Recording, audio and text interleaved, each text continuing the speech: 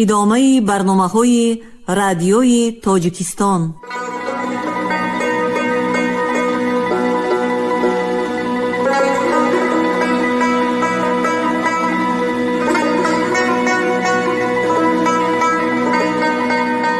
السلام علیکم شنونده های گرامی، با توجه شما گفتاری ادبی از سلسله خوانش بدیعی اثر نویسنده بزرگ تاجیک صدرالدین عینی، یادداشت‌ها در قرائت عبدالرشید خوجامقلوف. قسم 4 گفتاری 89. این خانه ز خشتی کهنه انداختم، در وی جشن زرفتگان ساختم، تا اهل زمان ما بدانند که من یک عمر جوانی به چی ره باختم. مؤلف.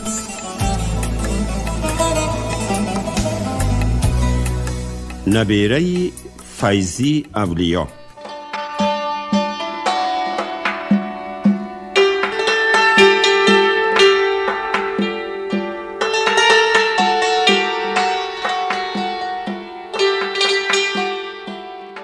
از تومن وابکند از دهه رازماز ملا امان نام کسی بود که او در خردسالیش به بخارا برای خواندن آمده، تحصیل علم کرده در اینجا مانده بود. در وقتهایی که من با او شناسا شدم 45 ساله بود. با وجود این او بی زن و فرزند و بی خانه و جای بوده در مدرسه ترسونجان در یک حجره عاریتی از آن کسی دیگر استقامت می کرد. او قامت بلند، تنومند، گندمگون، سیاه چشم و ابرو و سیاه ریش بوده. در ظاهری احوالش بیماری دیده نمی شد، اما از بعضی حرکتهایش، از گفتار و کردارش بعضی کسان علامت دیوانگی حس کرده او را دیوانه نما می گفتند. لیکن به فهم من دیوانگی او هم مانند دیوانگی یحیی خواجه و عبدالمجید ذوفنون که ذکرشان در قسم 3 یادداشت‌ها در صحیفه های 7 و 9 گذشت ساخته بود. اما در حقیقت او را آدمی متین، سالم عقل، پردان و آدم شناس گفتن ممکن بود.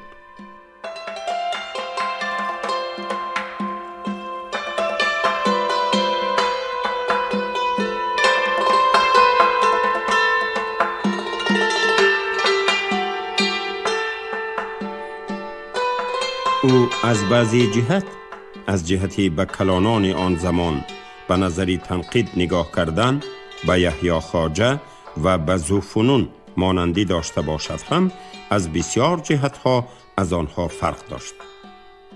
مثلا یحیی خواجه در هر کجا و هر وقت کلانان را خواه غایبانه باشد خواه در پیششان دشنام داده کردارهای بدی آنها را فاش کرده می گشت. ملا امان باشد کم گپ بود و در هر جا هر کس را حقارت داده نمی گشت. اما اگر گپ از بدکرداری های ارباب زمانه برآید، علامت های عصیان و شوریش نشان داده از دشنام و حقارت هیچ چیز حاصل نمی شود. اینها را توبه گرگی دادن یعنی نیست کردن لازم است می گفت. او با همین خصلت خود از عبدالمجید ذوفنون هم فرق کلی داشت که ذوفنون با وجودی از ارباب زمانه سخت ناراضی و از آنها نفرت داشتنش در اظهار فکر خود پسیو و احتیاطکار بود. ملا امان از علمهای مدرسه بیشترین به منطق و حکمت مشغولی می کرد. علمهای دینی را، قرآن، حدیث و فقه را اینها علم نیستند. اینها را هر کس می تواند آموزد چون که همگی در کتاب نوشته شده است. علم آن است که عقل در وی کار کند و میدانی فکر دوانی گشاده باشد. در علمهای دینی باشد در 4 طرف دیوارهای بلند و سخت کشیده ماندند. اگر از آن دیوارها بیرون برآمدن خواهی، تو را این بی‌تمیزان در حال کافر میگویند میگفت. او در سبب به علم منطق و حکمت شوق پیدا کردنش میگفت که من در خردسالیم در صحرا درباره ابوعلی ابن سینا بسیار حکایه های افسانوی و واقعی را شنیدم.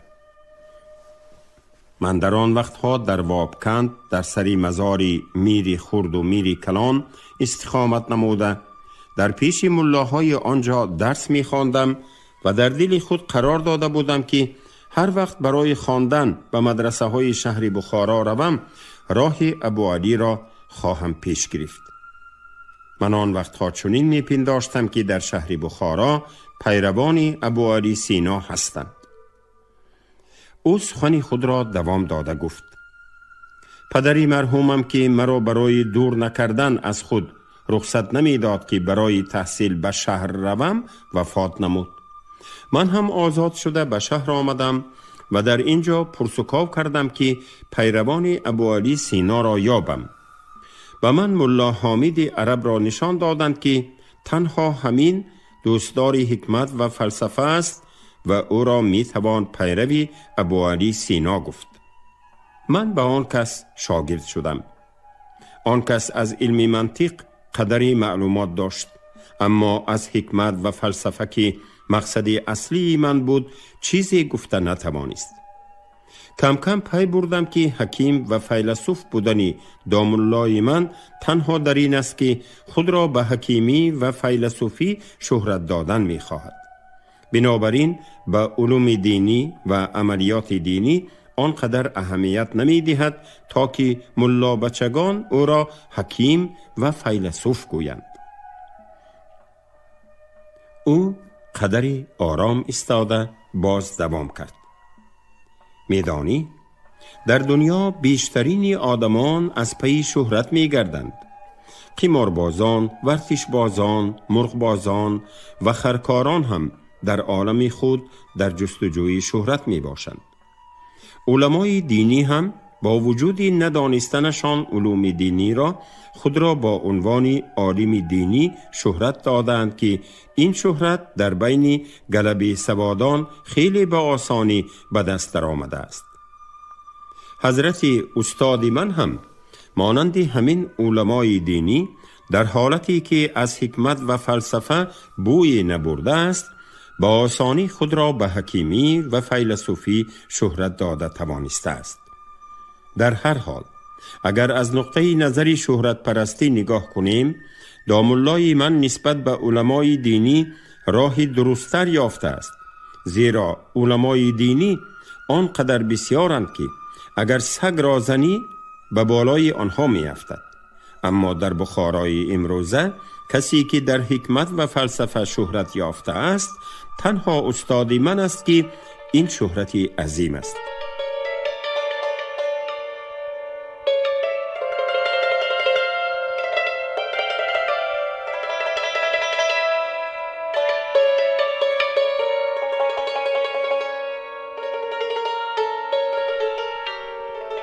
ملا امان در آخر سخن خود گفت که چون من از یافتن پیروان بوعلی و داننده حکمت و فلسفه او مایوس و ناامید شدم، در پی مطالعه افتادم. اما افسوس که نه کتاب‌های ابوعلی سینا را یافتم و نه آن کتاب‌هایی را که در آنها گفته‌های ابوعلی به تفصیل نقل یافته باشد. ناچار به مطالعه همان کتاب‌های مجبور شدم که در آنها بعضاً مصنف کتاب قال الشیخ الرئیس گفته است ابوعلی سینا گویان جمله را از آن حکیم یا برای قوت دادن به سخن خود یا برای رد کردن سخن او، بیشترین برای قوت دادن به سخنان خود نقل می کند. این کتاب ها همان کتاب هایی اند که در درسخانه های بخارا یک چند سطر از اولی آنها یعنی خطبه و دیباچه آنها را می خوانند. من باشم درونتری آنها را سیر کرده گشتم. در نتیجه نه عالم دینی شدند نه حکیم و فیلسوف شدند، بلکه در دنیا یک بیکار خوجه شده ماندم که مرا آواره دو دنیا گفتن ممکن است.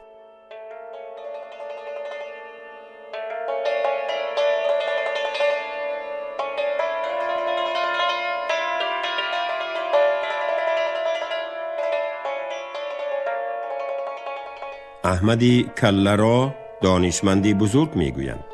مگر شما با او علاقه نبستی؟ من از ملا امان پرسیدم. علاقه بستم، رفت و آی کردم، حالا هم بعضن به حضور او رفته می آیم.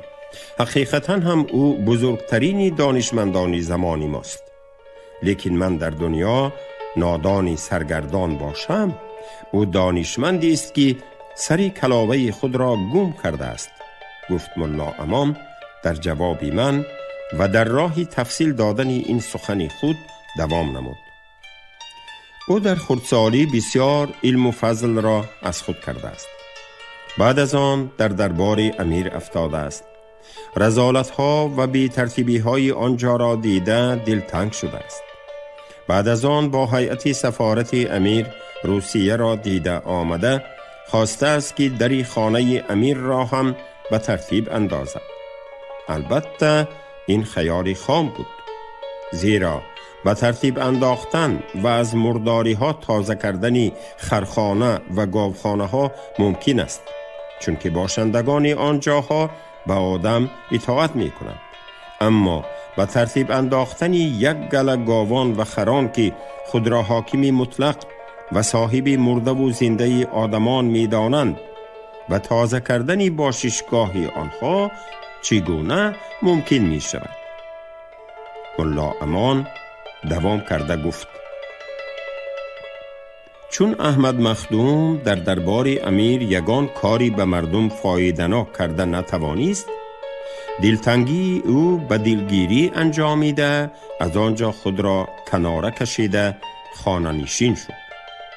اما خانه نشینی او مانندی بعضی دیوانگان که گویا ترک دنیا کرده گوشگیر می شوند مردم گریزانه نبوده، خانه او دائما از دوستانش پر می باشد. او با آنها گرم می جوشد، خندان و شکوفان صحبت می کند، اما کسی که دقت کند می فهمد که دل او مانند لاله شکفته پرداغ و جگرش از نیش زمانه سوراخ سوراخ است. این حالتی درونی او از نوشته هایش به هر خواننده و شنونده ظاهر می گردد. مضمون نوشته هایش چیست و شما آنها را خوانده دیده اید؟ من پرسیدم. او بیشترین وقت خود را به نوشتن صرف می کند. مضمون نوشته هایش شکایت از زمان و از امیر و وزیر است. او کسی را که قابلی شنیدن نوشته های خود داند خوانده می شنواند یا کاغذ پارچه های نوشته اش را می دهد که خوانده بیند. و من هم گاه گاه ورقهای پریشانش را می دهد که خوانده می برایم.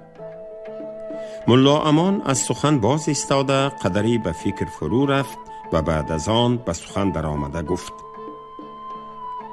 لیکن از آن نوشته های او فایده ای نیست.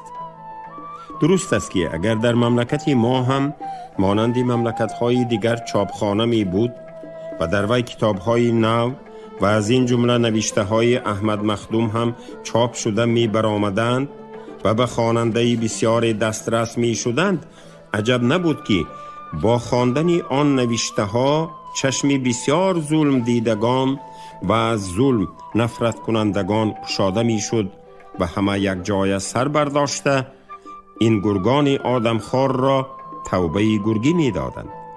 اما از این چی فایده که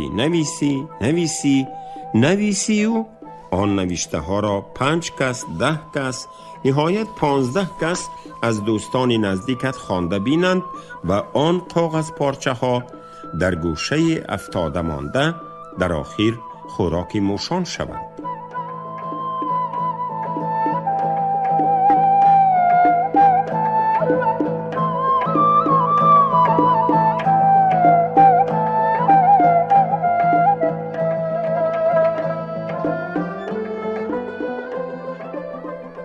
ملا امان لحظه خاموش مانده باز دوام کرد. چیزی که مرا به آینده خوب امیدوار می کند دیگرگون شوندگی عالم است که من این را در کتاب‌های حکمت خوانده باور کردم. در قطار این دیگرگون شوی ها عجب نیست که ترتیب مملکت ما هم که عینی به ترتیبی است دیگرگون شده، چاپخانه ها گشاده شود و ممکن است که بعضی نوشته های احمد مخدوم سلامت مانده چاپ شده دسترس عامه گردد یا در کتابخانه ها گذاشته شود که آدمان خوانده بهره برند. لیکن در همان وقت هم فایده این نوشته ها از این زیاد نمی شود که خوانندگان آنها را خوانده می فهمند که در همان زمانهای تیره و تاریک هم آدمانی خیرتمندی با فضل و دانش بودند که این چیزها را نوشته از خود به یادگاری گذاشتند. من ملا امان را به مناسبت همسایه‌تومند بودنش دانم هم اولها با وی شخصا شناسانه بودم. روزی در گلزاری گلفروشانی بیرونی دروازه مزار تصادفاً با او هم صحبت شده شناسا گردیدم. او به نظر من از آدمانی که تا آن وقت دیده بودم خیلی دیگر نمود. بعد از آن ملاقات بارها با وی هم صحبت شدم.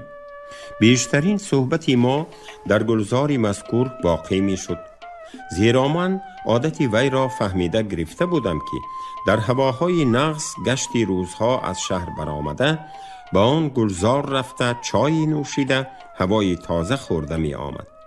من هم هرگاه با او صحبت کردن خواهم در همان وقت به آنجا می رفتم. کم کم ما با هم حالدان شدیم و گاها با خواهش او دورتر از شهر رفته در کشتزارهای دهقانان گردش کرده به شهر برمی گشتیم. من خواستم او را در صحبت‌هایی که در مدرسه‌چه لب حوض ارباب تشکیل می یافتند اشتراک کنانم. بنابراین برای هوسمند کردن او آن صحبت‌ها را خیلی دلچسب و اشتراک کنندگان آن مجلس‌ها را جوانانی با عقل و تمیز کرده نشان دادم. او هم گاه‌ها به آنجا می رفت، اما در آنجا چیزی نمی گفت و به کار اشتراک نمی کرد و مانند هیکلی بی جان در گوشه می نشست و هرگاه که دلگیر شود خیسته می رفت. با وجود این پایش را از اینجا نمی کند. هفته 1 یا 2 بار آمده می ایستاد. بعد از آن که ملا امان به مدرسه‌چه بارها آمده رفت و اهالی آنجا با وی انس و الفت گرفتند، یکی از آنها از او پرسید: شما گاه در مجلس‌های کمبغلانه ما اشتراک می‌کنید که ما از این جهت از شما منتدار می‌باشیم، اما از آنجا که شما در این صحبت‌ها هیچ گپ نمی‌زنید ما از خود در شبهه می‌مانیم و در دل ما می‌گذرد که شاید برای سن شما از ما بسیار کلام و ما خردسال بودن با ما گپ زدن را به خود مناسب نمی‌دیده باشید، یا اینکه طرز صحبت‌های ما به شما مقبول نباشد و بنابراین از گپ زدن خودداری می‌کرده باشید. من اگر خود را کلانسال و شمایان را خردسال دانسته از شمایان ابا می‌کردم به مجلس شما نمی آمدم، اما از آنجا که من شمایان را بهترین جوانانی حاضره بخارا دانستم، با وجود صحبت‌هاتان برای من دلگیر کننده بودن پایم را از اینجا نمی کنم، چون که از خودهاتان دل کنده نمی توانم. از آخر سخن ملا امان همه اهل مجلس در تعجب افتادند و یکی از آنها این تعجب عمومی را به زبان آورده گفت: عجب است که خود ما دلچسب باشیم و صحبتمان دلگیر کننده باشد. سبب دلچسب بودن شمایان چنان که حاضر گفته گذاشتم بهترین جوانان حاضره بخارا بودنتان است. من که فرزندان وطن خود را دوست می دارم بهترین آنها را سخت تر دوست می دارم که دل کنده نمی توانم اما دلگیر کننده بودنی صحبت‌های شمایان را اگر به شنیدن رغبت داشته باشیدان به اثبات کردن تیار می باشم. صدایی میشنویم مرحمت کنید از هر طرف بلند شد. ملا امان سخن سر کرد. یکی از مشغولیت‌های شمایان در اینجا موسیقی است. موسیقی عموماً خوب است. خصوصاً دوستان سازنده شما تنبور را خوب می نوازند. صدای ناخونی حاجی عبدالرحمن و رحمت خواجه بسیار آبدار است. اما به من معقول نیست. چون که صدای تنبور خصوصاً از رسیدن ناخونی یگان هنرمند به تار برایت دلی شنونده را آب کرده می گریاند. من باشم گریه کردن را بد می بینم. شاید این از آن سبب باشد که من از خردسالی در صحرا با شنیدن آواز دایره تربیت یافتم. در دهه ما که رازماز است، در تومن ما که وابکند است، در تومن خیشدوان که به ما نزدیک است، چنان دایره دستانی زبردست هستند که از خروشیدن دایره خود شنونده را به آسمان می برارند و در دل او از درد و علم و غم و اندوه گرد نمی گذارند. خواجه حافظ بیهوده نگفته است که شنیدم که گر غم رساند گزند، خروشیدنی دف بود سودمند.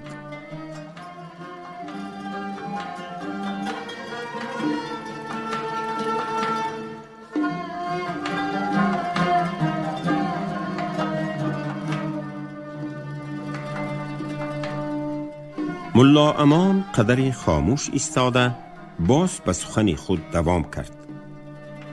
خصوصا امروزها که با تأثیر احوال زمان خیلی غمگین شده اند، میخواهم که با صدای پرجوش و خروش دایره جوشان و خروشان به کوچه برایم و رستموار نعرکشان به دری ارک امیر روم و با غریش شیرانه گویم: اوی گرگانی آدم خار، از شما امیدی آدمگری کردن و آدم شدن شما را چشم داشتن غلط است.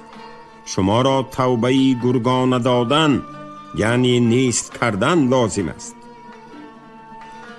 مشغولیت دیگری شمایان بیت برک، ضرب المثل، مقال و حبازی است که این در مقام خود خیلی دلچسب و فایده‌ناک است. زبان را بای و تازه می کند. اما در احوال حاضره ما غیر از برای شبگذرانی آدمان بیکار به چیزی کار نمی آید. اگر فایده این بازی ها را با تعبیر دهقانان افاده کنیم، از بیکاری کدوکاری می شود، گفت ملا امان. و بعد از آن که چشمان خود را و چشمان اهل مجلس یک دوخته دقت همه را به طرف خود کشید و همه را به شنیدن سخنان خود تیار دید، دوام نمود: خودتان فکر کرده بینید در احوال حاضره ما، در احوالی که در مکتب و مدرسه های ما درسی زبان نیست و در مملکت ما چاپخانه و روزنامه نیست، از بای شدن و تازه شدن زبانی 5-6 کس و اگر بسیار باشد از زباندان شدن 10 نفری شما به خودتان و به مردم چی فایده؟ اما اگر در مکتب و مدرسه های ما درسی زبان می بود و شما چیزهایی را که در اینجا آموخته اید به شاگردان یاد می دادید، یا چاپخانه و روزنامه می بود که شما نتیجه و خلاصه های هر روزه این صحبت های خوبی خود را چاپ کرده برآورده به عامه پیشکش می کردید، در آن وقت این مشغولیتی شما را پرفایده گفتن ممکن بود. حالا چی؟ حالا این کار چنان که نوکه گفتم از بیکاری کدوکاری است. ملا امان قدری خاموش ایستاده نفس خود را راست گرفته و تأثیر سخنان خود را سنجیده دید که همگی همتن گوش گردیده و شنیدن سخنان او تیارند. باز دوام نمود: مشغولیتی بسیار کلان شما که به احوال حاضره ما وابستگی سخت دارد، شکوه و شکایت شمایان است از احوال زمان. اما اگر دقت کرده باشید نه به خودهاتان و نه به مردم هیچ فایده نداشتن این کارتان را خود می فهمید. چنان که به ناله و زاری بیوه‌زنان شوهر مرده و فرزند به زندان افتاده هیچ کس پروایی ندارد، از این کار شما هم ابروی هیچ بدکردار خم نمی خورد.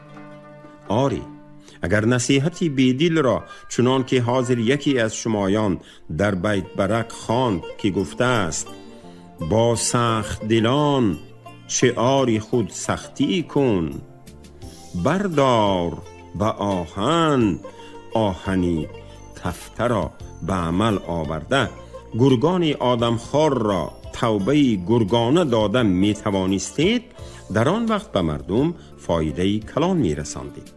افسوس که حاضر این کار از دست شما نمی آید.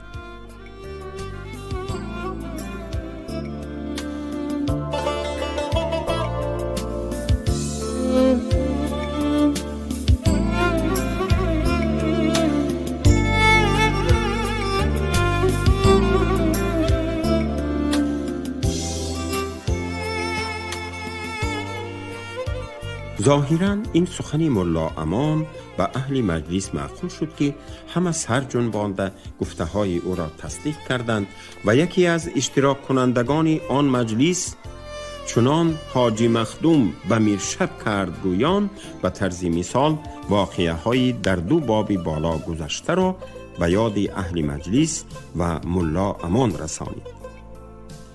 ملا امان با شنیدن سخنان او تبسم استهزاکارانه‌ای کرده و سرش را با اشارت این کار دو طرفه جنبانده ایستاده و گپ درآمد. کاری حاجی مخدوم که شما آن را کارنامه نامیدی با یک پولی پوچک نمی ارزد. هر کار را از نقطه نظری فایده عامویش سنجیده دیدن در کار است. نتیجه کاری حاجی مخدوم باشد غلبه شخصی اوست به میرشب و نتیجه عملی این کار همین شد که آدمان میرشب در گذری او و در همسایه گذرهای او بی ترتیبی نمی کنند، اما در دیگر گذرها بدکرداری های خود را دوام کننده ایستادند و این چنین میرشب که از شرمندگی ترسیده در کوچه ها از حاجی مخدوم می گریزد، کارهای ظالمانه و خونخوارانه خود را بی هیچ ترس و ملاحظه مانندی پیشتره بی شرمانه به عمل آورده ایستاده است. پس از آن کار حاجی مخدوم به عامه چی فایده رسید؟ این کار به آن مانند است که کسی به گرگ گوید به خودم و به اهل خانواده‌ام دست نرسان، دیگر همه را در رانده خونشان را خوری میلت.